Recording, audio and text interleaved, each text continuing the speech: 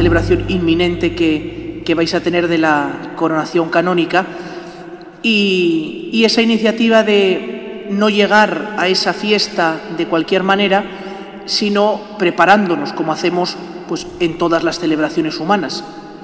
Pensemos, por ejemplo, en una boda, los preparativos desde que el niño se declara a la niña hasta que se casan, ¿no? Todo preparado, todo pensado, todo discutido. Pues hubiera sido una pena efectivamente llegar a la coronación canónica de la Virgen de la Esperanza de cualquier manera. Y como parece que es verdad que para amar algo hay que conocerlo, pues esta iniciativa de conocer, profundizar en el misterio de María, sobre todo para amarla más y para imitarla. Creo que habéis visto esa presencia de María en la Escritura, en el Antiguo y el Nuevo Testamento. Ayer, esa identidad de María como Madre Inmaculada desde su concepción, y hoy vemos también su identidad desde otras dos notas principales, como Virgen y como Reina asunta a los cielos. Había un sacerdote mayor, que ya está en el cielo, que contaba que cuando le destinaron a su primer pueblo, recién ordenado en el año 50, pues el obispo le empezó a comentar la situación de aquel pueblo, en el número de fieles, económicamente, pues todo era un poquito desastroso, y aquel sacerdote cortó la conversación un poquito de manera abrupta y le dijo: ¿pero en aquel pueblo quieren a la Virgen? Y le dijo el obispo, dice: sí, de hecho tienen una ermita, unas fiestas. Pues con eso me vale, porque entonces es un pueblo muy bueno. Pues de Valdemorillo se puede decir lo mismo, que como queréis a la Virgen mucho, y ya se ve en el cuidado que tenéis de la imagen, etcétera, pues este es un pueblo muy bueno.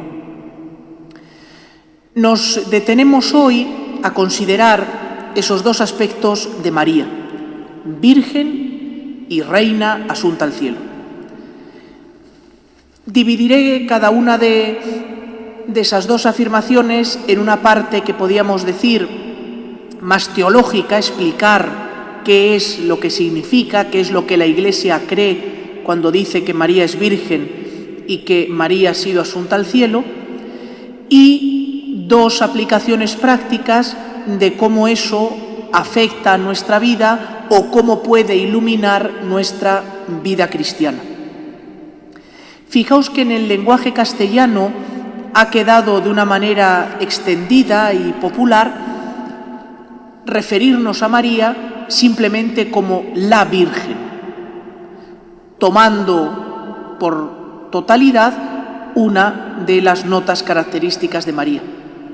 Cuando decimos que vamos a rezar a la Virgen o que hay un altar a la Virgen, pues no pensamos que es a Santa Inés o a Santa Teresa de Jesús, que también eran vírgenes, sino que la Virgen ha quedado como característica precisamente de María. La Iglesia, desde el principio, desde el momento en el que nos ponemos a leer el Evangelio, nos damos cuenta de esta verdad de fe. Ayer me imagino que se tocaría, porque es bastante imposible hablar de la maternidad sin hablar de la virginidad, pero, claro, está íntimamente unida. Es el misterio de la Virgen, que es madre, y de la madre que, siendo madre perfecta, permanece virgen para siempre.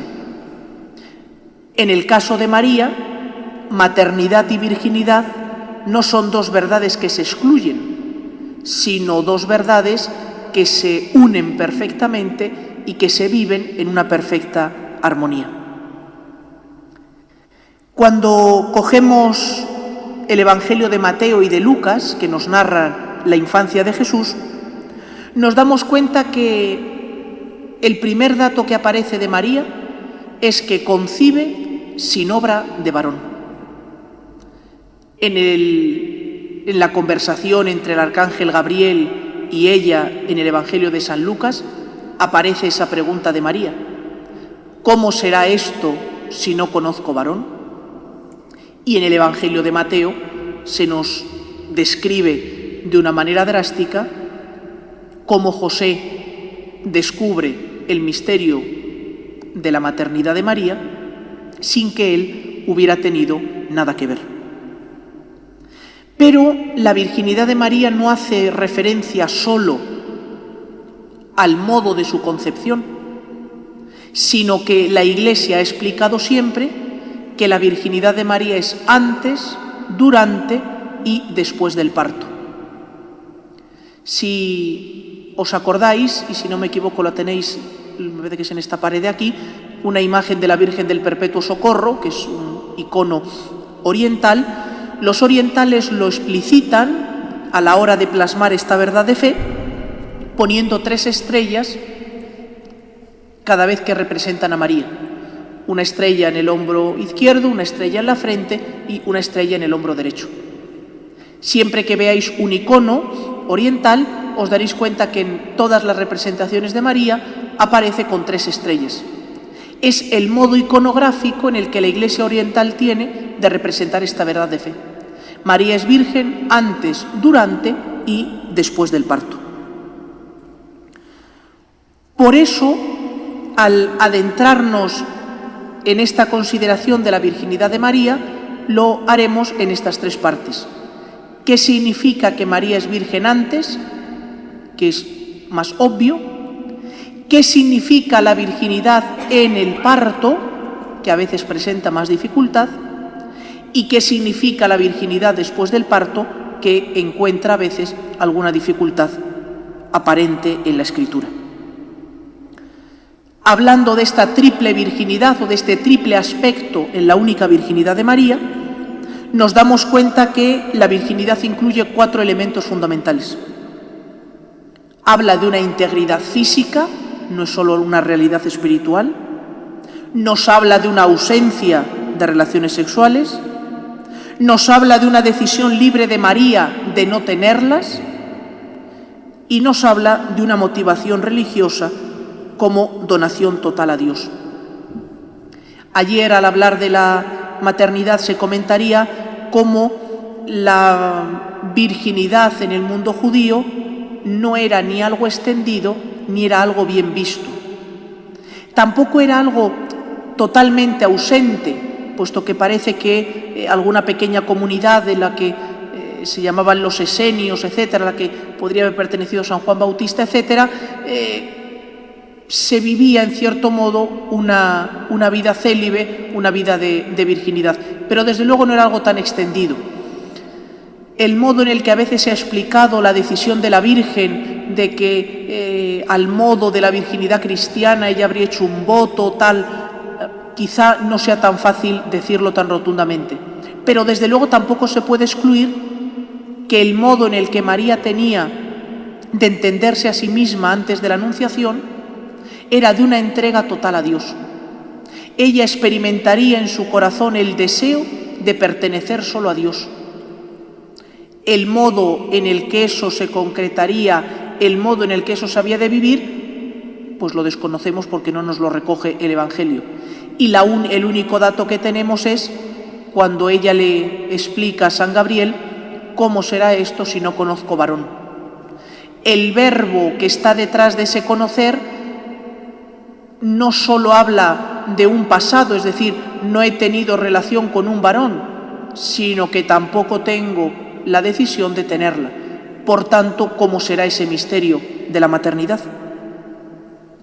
Esta fórmula ternaria, virgen antes, durante y después del parto, empieza a aparecer sobre todo en el siglo IV y aparece siempre unido a la fe en la maternidad divina de María, y ya desde las primeras formulaciones de la fe en el credo aparece el título de virgen dado a María. En el siglo XVI, cuando el Papa Pablo IV haga un elenco de las verdades fundamentales de fe que aquellos que no las confiesen quedan fuera de la fe católica, aparecerá esta triple afirmación: virgen antes, durante y después del parto, que, insisto, explicita la fe perenne de la Iglesia en la virginidad de María, que ya desde el siglo IV aparece en esta división ternaria. La virginidad antes del parto, como sucede con la maternidad, es ante todo una confesión de fe sobre Jesucristo. Los privilegios que contemplamos en María nos hablan ante todo del poder de Dios, son una manifestación, una revelación del amor de Dios. Contemplar a María no nos saca de lo que es el núcleo y el centro de la fe cristiana, que es la contemplación de Jesucristo. Por eso cuando se ataca a los cristianos, a los católicos, de que nuestra devoción a María nos separa de Dios, simplemente es desconocer lo que un cristiano entiende por el amor a María. El cristiano, al contemplar a María, lo veremos sobre todo cuando nos paremos en la Asunción, un cristiano al contemplar a María está contemplando la obra que Dios ha hecho en ella y la obra que Dios también va a hacer en nosotros. Los ataques que ha sufrido esta doctrina de la virginidad antes del parto proceden sobre todo de aquellos que negaban la verdad de la encarnación. Para aquellos para los que la encarnación era algo aparente, para aquellos que la materia era algo negativo, para aquellos que negaban radicalmente la encarnación del Hijo de Dios, pues obviamente la virginidad era totalmente prescindible, porque negaban la mayor. Si negaban que Dios se pudiera hacer hombre, si negaban que Dios pudiera tomar nuestra naturaleza humana, pues como para detenerse en la virginidad. Frente a ellos, frente a todos aquellos que negaban la encarnación, para todos aquellos que negaban la bondad de la naturaleza humana, los padres de la Iglesia respondieron desde el principio al unísono la afirmación de que la concepción de Jesucristo en el seno de Santa María había tenido lugar por obra exclusiva del Espíritu Santo. No intervino José, no intervino ningún varón, sino que fue exclusivamente por obra del Espíritu Santo. Esta afirmación me parece que simplemente con Lucas y Mateo en la mano se afirma rotundamente. Pero además tenemos que darnos cuenta de que la misma concepción del Hijo de Dios es una revelación de Dios mismo. Dios no solo se revela a través de lo que dice, sino que Dios se revela a través de lo que hace y a través del modo concreto en el que lo hace. En el momento mismo de su concepción, en el momento mismo de la encarnación, se están llevando a cumplimiento aquellas palabras que se recogerán en el libro del Apocalipsis. Todo lo hago nuevo. En cierto modo podemos decir que la encarnación del Hijo de Dios nos está mostrando ya la nueva creación. En el modo en el que Dios decide encarnarse, en el modo en el que Dios decide entrar en el mundo, nos está revelando ya su plan de salvación. Y el que había creado al hombre de la nada, el que había creado todo de la nada, se encarna virginalmente en el seno de Santa María, por obra del Espíritu Santo. Más compleja ha sido el desarrollo de la afirmación de la virginidad en el parto. Desde el principio, en las primeras confesiones de fe, en el credo, se llama a María la siempre Virgen María. Y el siempre quiere decir siempre. Ese siempre que veíamos que se va definiendo a lo largo del tiempo como antes, durante y después, implica también el momento del parto. Algunos autores a lo largo del tiempo explicaron la verdad de la virginidad en el parto desde la verdad de que había sido concebido por obra del Espíritu Santo, uniendo la verdad de antes del parto con en el parto. Porque les parecía que afirmar la virginidad en el parto rompe las leyes de la naturaleza, parece violentar la razón humana y no tenemos datos para afirmarlo. Claro, por un lado, esta verdad de fe se vio atacada, en primer lugar, por la herejía de los que negaban la verdadera humanidad de Cristo y hablaban de una corporeidad celeste. Y entonces, efectivamente, no había tenido lugar un parto auténtico porque el Señor habría nacido pues como un fantasma atraviesa una pared, porque en el fondo no tenía verdadero cuerpo. Y decían, así salvamos la virginidad en el parto. Si afirmamos, como ustedes afirman, la auténtica, la verdad de la carne del Verbo, no hay manera de salvar que el parto de nuestro Señor fue de una manera virginal. Por otro lado, la afirmación de los datos biológicos y de la experiencia humana de la mujer, pues ponía en duda esta verdad de fe. Sin embargo, desde el siglo ya II y desde el siglo III, los padres de la Iglesia afirman constantemente esta virginidad en el parto. Y lo afirman sosteniendo la fe de la Iglesia, de que ha hablado siempre de la virginidad perpetua, y sosteniéndose en el poder infinito de Dios. Si Dios eterno y omnipotente tomó la naturaleza humana en el seno de María, pudo de la misma manera mantener intacta la virginidad de la Madre. Y por tanto el parto de Nuestra Señora, que fue un parto como todos, en el sentido de que tuvo que dar a luz, no apareció, como algunos herejes sostuvieron durante un tiempo, en el cual Nuestra Señora hubiera estado embarazada y en un momento dado se encontró con el niño en los brazos.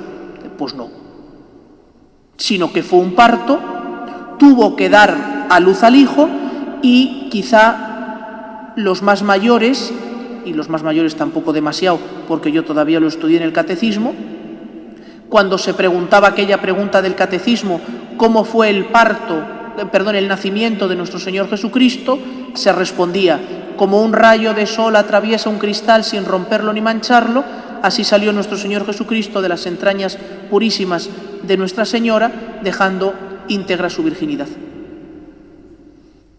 Los teólogos encontraron esa imagen gráfica de ese rayo de sol que atraviesa un cristal sin romperlo ni mancharlo, para explicar el milagro, la forma milagrosa del nacimiento de nuestro Señor Jesucristo. De hecho, aparece en documentos del magisterio ya en el siglo VII la condena de aquellos que negaran la virginidad en el parto. Volvemos otra vez a lo que decíamos de la virginidad antes del parto. Se manifiesta el poder de Dios y cómo Dios, en el nacimiento de Jesucristo, nos revela también cómo es su modo de actuar y cómo es el inicio de esa obra nueva de la creación. Y aparecerá también en el signo de la virginidad en el parto la divinidad de Jesucristo. Y de hecho, muchos teólogos sostienen que precisamente la fe de la virginidad en el parto es un signo, como será signo el agua convertida en vino de las bodas de Caná, como será signo la curación del ciego Bartimeo, como será signo la resurrección de Lázaro, la virginidad en el parto es un signo de la divinidad de Jesucristo. Y como, igual que Dios se revela a través de los milagros que Jesús va haciendo, se revela ya en el mismo momento del parto como el Hijo de Dios, segunda persona de la Trinidad. La tercera afirmación, la virginidad después del parto, presenta la dificultad de dos textos del Nuevo Testamento, de los Evangelios, en los que se habla de los hermanos de Jesús. ¿Os acordáis cómo dicen Mateo y Lucas, con el paralelo de Marcos, que está Jesús predicando, está todo lleno de gente, aparece María junto con los llamados hermanos de Jesús y le dicen: Maestro, afuera están tu madre y tus hermanos y te buscan. ¿Quiénes son mi madre y mis hermanos? Los que escuchan la palabra de Dios y la cumplen. Esos son mi madre y mi padre y mis hermanos. En otro momento, cuando Jesús va a Nazaret, preguntan asombrados: ¿no es este el hijo del carpintero? ¿No son sus hermanos y no viven aquí sus hermanas? Si el Evangelio nos habla de hermanos y la concepción fue virginal sin obra de varón, esos hermanos solo son por parte de madre. ¿Y entonces? Pues entonces una cosa muy simple. Y es que en el lenguaje semítico, en hebreo, no existe una palabra tan específica como la nuestra que hable de hermanos, primos, sobrinos, etc. Sino que el término aglutina a todos esos parientes. Dice, hombre, pero a lo mejor eso es forzar mucho la máquina y, bueno, acudes al Antiguo Testamento, donde en el caso de las relaciones de Abraham y de Moisés están muy claras quiénes son padres, hijos y nietos, y te das cuenta que el término es exactamente el mismo. Se habla de hermanos cuando en el fondo es un sobrino, o se habla de hermano cuando es un tío. Porque en el lenguaje semítico, que tiene una conciencia de clan y tiene una conciencia familiar grande, el término es el mismo. Y por eso, cuando se dice que Lot era hermano de Abraham, acudes al libro del Génesis y te das cuenta que era su nieto, pero se dice que era su hermano. Y cuando se dice que Santiago y José, en ese diálogo que os decía, se denominan hermanos de Jesús, después te das cuenta, porque lo dice claramente, que eran hijos de una tal María, discípula del Señor, aparecerá entre las mujeres del Calvario, y distinta de su madre, porque aparece citada de manera doble. Por tanto, ese argumento de los famosos hermanos de Jesús, cuando uno acude a la lengua semita, carece totalmente de sentido y se da cuenta que esos hermanos no niegan la virginidad de después del parto, sino que simplemente es la palabra que en esa lengua tienen para referirse a todos los parientes. Claro, nada de lo referente a este dogma, la virginidad perpetua, se trata, por supuesto, de una minusvaloración del matrimonio. O sea, afirmar la virginidad de María no quiere decir que el matrimonio sea un camino cristiano de segundo lugar o que sea algo menor.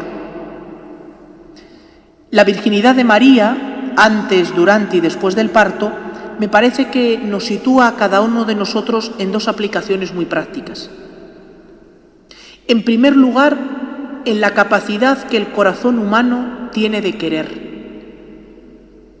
Verdaderamente el corazón del hombre está hecho como una gran bomba de relojería para amar. Lo que pasa es que Dios nos hizo libres. ¿Os acordáis en el Quijote, cuando en un momento dado por aquellas andanzas por Castilla, el Quijote le confiesa a su fiel escudero Sancho: amigo Sancho, la libertad es el mayor don que Dios ha otorgado a los hombres. Porque ese corazón enorme para amar tiene que elegir a qué o a quién amar. Y ahí es donde la vida del hombre se lo juega todo. Tenemos una máquina potencialmente enorme para amar. Pero ¿a quién amo? El misterio, el dogma de la virginidad de María nos habla de que el corazón del hombre puede ser saciado por Dios. San Agustín lo dirá de una manera también muy bonita: mi corazón está inquieto hasta que no descanse en ti. La gran asignatura del hombre, la gran carrera del hombre será elegir siempre muy bien a quién amar. Si uno elige amar a Dios, descubrirá que su corazón se ensanchará, que cabrán todos los hombres todas las cosas y que se dilatará. Pero también el hombre puede elegir amarse a sí mismo. Y entonces experimentará que su corazón cada vez se hace más pequeño y que cada vez cabe menos gente. Y creo que de eso tenemos experiencia todos. Cuando solo nos preocupamos de nosotros, cuando solo miramos el propio yo, al final el corazón se nos va haciendo más raquítico, más pequeño, porque nuestro mundo se va achicando. En cambio, si ponemos el corazón en Dios, descubriremos horizontes verdaderamente insospechados. Por eso, en primer lugar, la virginidad de María nos habla de un corazón que sabe querer y de un corazón que se pone en Dios. Y en segundo lugar, la virginidad de María nos habla también, obviamente, de ese don que es la virginidad. Mirando a María, no en vano la recordamos en las letanías como la reina de las vírgenes, a lo largo de la historia de la Iglesia ha habido muchos hombres y mujeres que se han decidido a poner su corazón exclusivamente en Dios, amando de una manera radical también a todos los hombres. Aparece ya en los primeros siglos de la Iglesia aquellas mujeres que, todavía viviendo en el mundo sin haber surgido las grandes órdenes monásticas, pero viven la virginidad. Incluso algunas de ellas están dispuestas a sufrir el martirio por mantener la virginidad. Santa Inés, Santa Águeda, Santa Perpetua, Santa Felicidad. Jóvenes que descubren que su corazón se lo quieren dar solo a Dios. Claro, en un momento de mundo y de historia en el que nos encontramos, a veces la virginidad no se entiende, porque estamos en un mundo tan imbuido de materia, tan imbuido de sensualidad, tan imbuido de pornografía, tan imbuido de tantas cosas, que parece que el cuerpo simplemente es algo que tengo y del que dispongo para mi uso personal. ¿Cómo cuesta entender en un mundo tan sumamente pansexualizado la virtud de la pureza, el pudor? Porque es algo que no está de moda. De moda, de hecho, está lo contrario. Y cómo el cuerpo, que nos dirá San Pablo que es templo del Espíritu Santo, se ha convertido, por desgracia, no en templo del Espíritu Santo, sino en escaparate.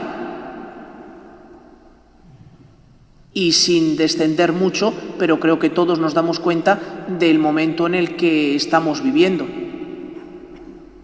Por eso poner nuestros ojos en María y contemplar su virginidad nos ilumina también a nosotros el modo de entender nuestra capacidad de amar, un corazón enorme,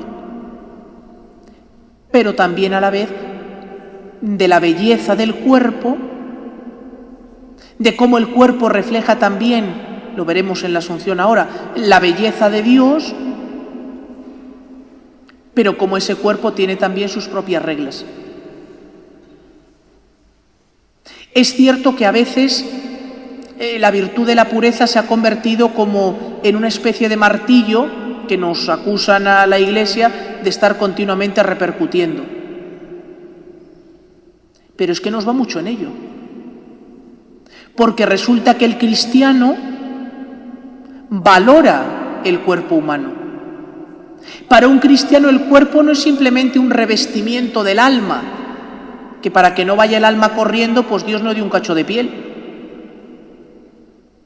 Fijaos hasta qué punto el cristiano valora el cuerpo, que en el bautismo somos ungidos, que en la confirmación nos vuelven a ungir la frente, que custodiamos los restos de nuestros seres queridos. No, como el alma ya se ha ido al cielo, cojo el cuerpo de mi difunto esposo o mi difunto padre y lo tiro por ahí al campo. Y dices, no, porque no es solo la materialidad. Me parece que corresponde también a este momento histórico volver a defender la dignidad del cuerpo, volver a caer en la cuenta de que el hombre procede del amor de Dios y está llamado al amor de Dios, y que tenemos un corazón enorme, y que el enemigo intentará hacer de nuestro corazón una pequeña pasa, pequeña, arrugada, porque sabe del potencial que hay en el corazón del hombre. Fijaos, me imagino que saldría también ayer, cómo María está íntimamente asociada al misterio de Jesucristo. María solo se puede definir desde Jesús. Ojalá también nosotros solo pudiéramos ser definidos desde Jesús, porque por el bautismo también cada uno de nosotros hemos sido insertados en ese misterio. Qué importante es caer en la cuenta de la fuerza del bautismo. Es lo más importante de nuestra vida. Por el bautismo fuimos hechos hijos de Dios.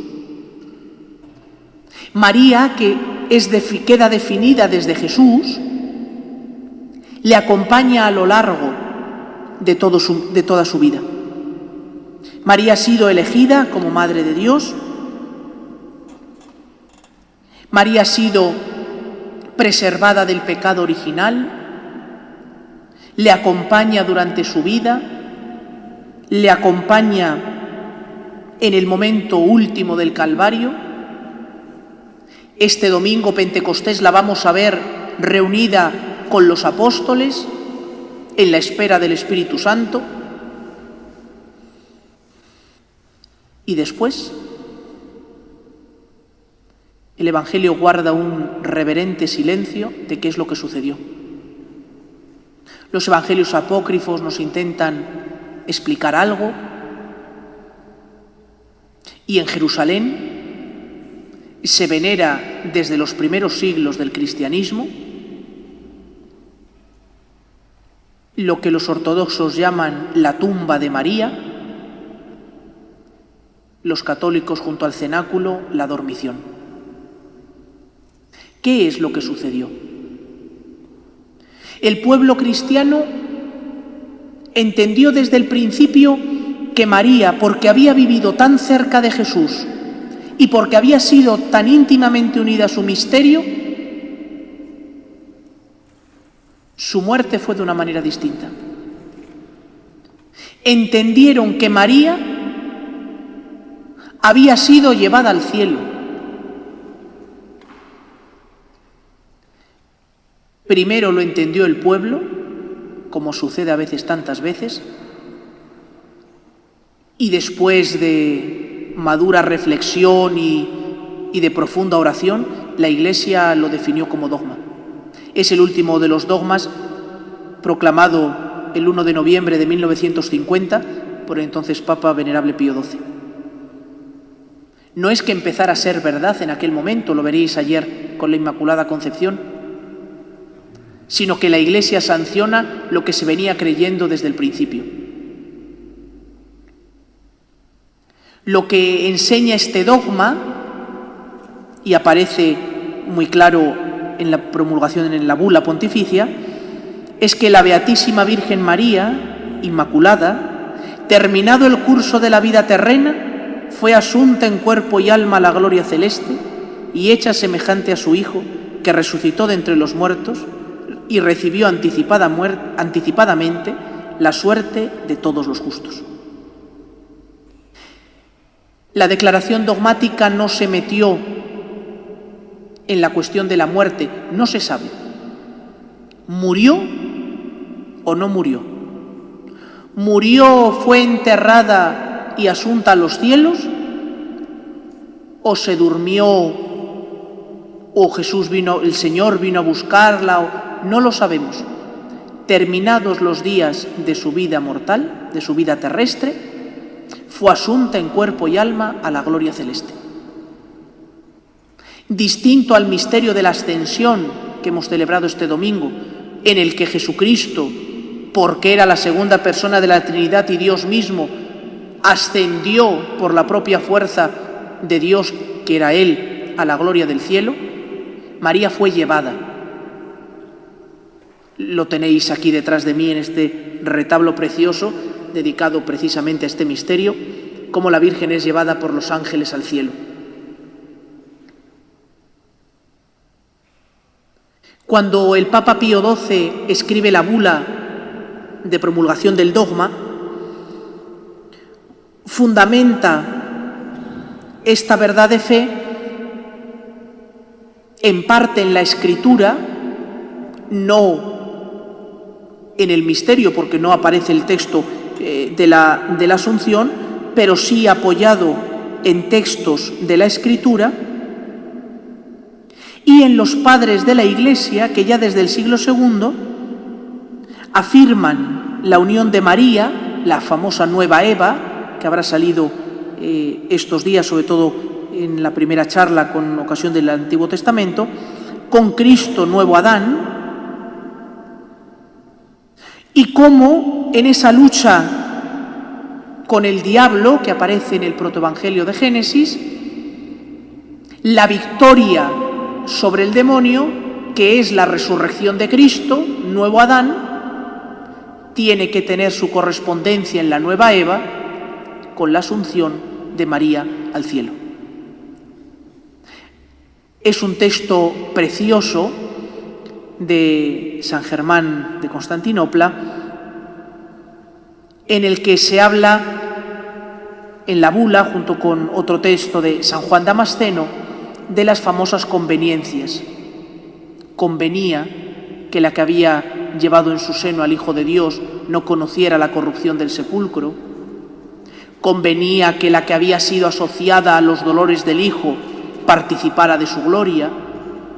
Convenía que la que había sido templo del Hijo en la tierra gozara de la gloria del cielo. El pueblo cristiano lo entendió muy bien. Aquí tenéis un claro ejemplo de esta iglesia, construida desde luego antes de 1950 y dedicada ya a la Asunción.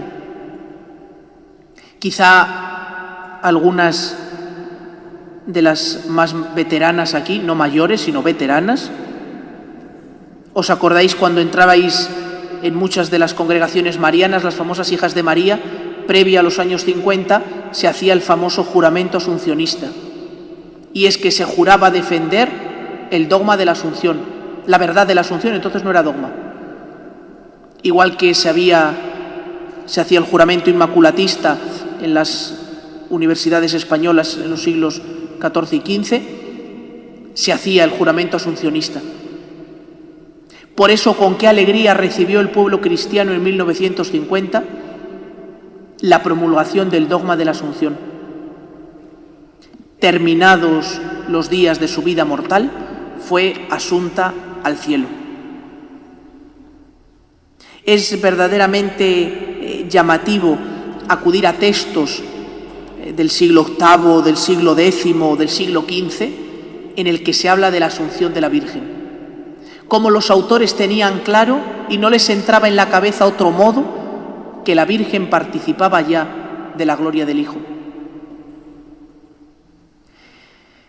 Esta fe en la Asunción de María nos habla a cada uno de nosotros, me parece, de dos verdades o dos aplicaciones prácticas muy claras. La primera es que nos invita a mirar al cielo. A veces estamos tan encerrados en las cosas de la tierra. Qué necesarios me parece precisamente en estos momentos de pandemia y sobre todo en estos meses que hemos pasado y de confinamiento. Lo peor no solo fue el encerramiento en nuestras casas, que no fue pequeño, sino el habernos quedado encerrados en las coordenadas de espacio y tiempo. ¿Os acordáis de ese pasaje precioso del Evangelio en el que se presenta ante Jesús una mujer que estaba totalmente, dice, encorvada sobre sí? Y cómo el Señor hace el milagro de volverla a poner derecha. No sé si lo habéis pensado alguna vez, pero lo que le sucedía a esta señora que estaba totalmente encorvada es que no podía mirar al cielo. Se lo impedía su cuello. No recuerdo ahora los años que llevaba, no sé si eran 15, 20, 30 años, sin mirar al cielo. Y el milagro, cuando se produce el milagro, ¿qué es lo primero que aquella mujer se encuentra? La mirada de Jesús, y eso es el cielo. El dogma de la Asunción nos habla de aquello que María ya ha cumplido y que nosotros estamos llamados a cumplir. La Asunción de la Virgen nos invita a mirar a la gloria del cielo. No de una manera como a veces se acusó al cristianismo, que se engañaba a la gente con verdades futuras. Mirar al cielo es mirar de una manera distinta las realidades de la tierra, pero no desentendiéndonos de ellas, sino viviéndolas en su plenitud. Porque el que tiene sus ojos fijos en el cielo sabe descubrir ese reflejo celeste en las cosas más pequeñas. Y descubre que su alegría no está en cosas extraordinarias, sino que está en disfrutar de lo pequeño. Y todos tenemos experiencia de ello, creo. Lo que más nos alegra no son planes estrambóticos, sino el disfrutar de la familia, los abuelos de los nietos, los padres de los hijos, una pequeña alegría, una noticia favorable, un plan con amigos, cosas sencillas, pero en las que en cierto modo adelantamos ya esa felicidad del cielo. Hablábamos antes que la virginidad nos habla de un corazón que sabe querer. Cuando ese amor se vuelca solo en nosotros mismos, somos incapaces de disfrutar de estas cosas pequeñas. Somos incapaces de descubrir la belleza de un paisaje, la agradabilidad de un grupo de amigos o de un paseo. El egoísmo nos cierra las puertas del cielo, porque el cielo es la pura donación de Dios, entrar en ese misterio de amor total. Y si quiero adelantar el cielo, como esas frases que aparecen en los monasterios de carmelitas descalzas de Santa Teresa, esta vida es un cielo si en la tierra puede haberlo, adelantamos el cielo, vivimos el cielo, cuando somos capaces de darnos a los demás, cuando somos capaces de disfrutar de lo pequeño. Pero además, el misterio de la Asunción nos habla también de una cercanía muy particular de María. Aparece en algunos prefacios de las fiestas de Nuestra Señora que su asunción a los cielos no la ha separado de nosotros, sino que ejerce su maternidad de una manera más plena. Contemplar a María que sube al cielo no es sentir la nostalgia de la que ya no está, sino de la que está con nosotros de una manera nueva. Y por eso podemos tratarla, por eso podemos acudir a ella.